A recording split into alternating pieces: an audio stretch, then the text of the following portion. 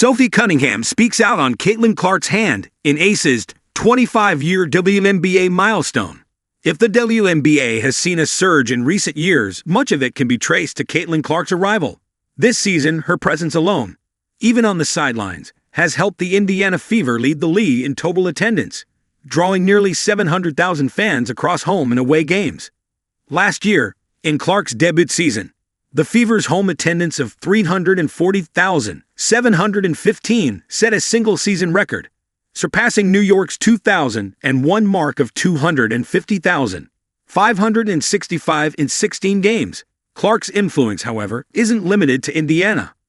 The Las Vegas Aces made history on July 2, 2024, by hosting the Indiana Fever at T-Mobile Arena. The game drew an impressive 20,366 fans, marking the largest WNBA crowd in 25 years and the fifth largest of all time.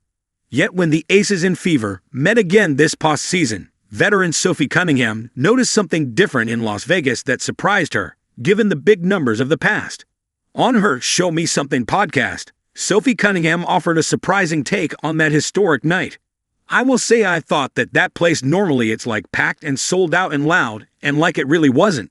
This time, like there was people there, but it was not how it had been in the past couple of years, which is like really interesting to me." But that wasn't all from Sophie, as she shared one of her experiences with Clark. Sophie directly connected the large crowd to Clark, adding, "Last time we were actually up there. We played at T-Mobile. That's when like everyone was playing, and we pretty much sold that thing out. And I say I think they did that 'cause the Fever were in town." Yes, T-Mobile. And it adds more to the CC narrative, because the Aces didn't play that game in their usual Michelob Ultra Arena, which seats a maximum of 12,000 fans. The Mobile, one of the iconic stadiums, can house over 20,000 people.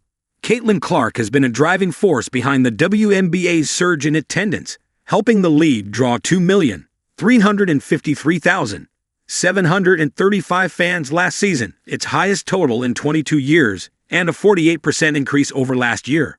Every team saw double-digit growth, with Indiana, plus 319%, Los Angeles, plus 69%, and New York, plus 64%, leading the way.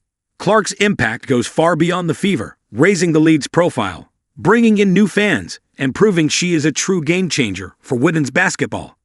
As the story moves beyond the arena, the Fever's TV and streaming figures show a connected but more complex picture of Clark's impact and the league's growth. The next section digs into the viewership numbers that challenge the idea that WNBA interest would dip without Clark on the floor, and explains how Indiana's ratings held up even amid injuries and roster changes. Viewership numbers hint at a similar story.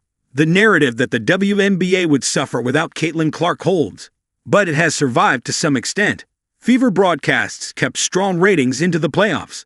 Local reporting noted that the Fever Aces gained one semifinal average 1.4 million viewers on ABC, marking a high for semifinal play on Disney platforms and showing broad interest even when Clark was sidelined. Those figures suggest that team narratives and tight playoff matchups are pulling audiences beyond single-player draws. But there's a catch. Last year, the Fever playoff game in which Clark participated clashed with the NFL, similar to this year's round one. But the difference? Last year, it averaged 1.84 million viewers, or nearly double this year's number.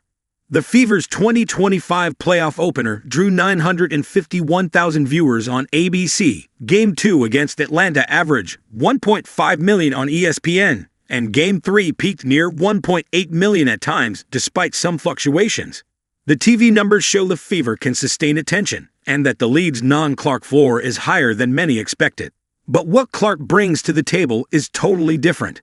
Yes, league-wide viewership also rose, with non-Fever games seeing a large uptick that points to broader WNBA momentum. Total WNBA game averages climbed to about 794,000 viewers, up 21% year over year, and non-Fever contests averaged around 549,000 viewers, up 37%.